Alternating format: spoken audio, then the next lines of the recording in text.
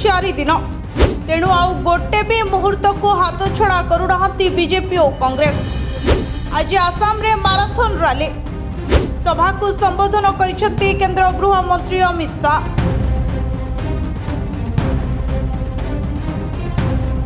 Campaign ने कंपुची आसाम हाथ में मात्र 4 दिन तेणु आउ गोटे भी मुहूर्त को हाथ छड़ा करूना बीजेपी और कांग्रेस। आसाम रे माराथन रैली और सभा को संबोधन करिसेंती केंद्र गृह मंत्री अमित शाह।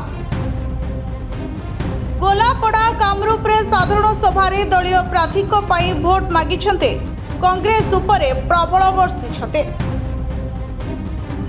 से कहिछन्ते कांग्रेस आदिवासी विरोधी राज्य रे आदिवासी विकास पाई प्रधानमंत्री नरेंद्र मोदी और मुख्यमंत्री हिमंत बिश्व शर्मा एक रोड मैप तैयारी करिछन्ते।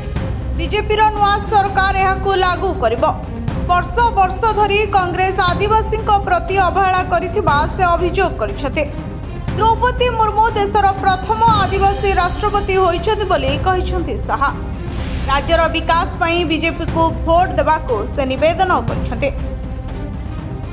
कैंपेन ने कंपुची आसाम गृह मंत्री अमित शाह माराथन सभा एकाधिक रैली सभा को कले संबोधन।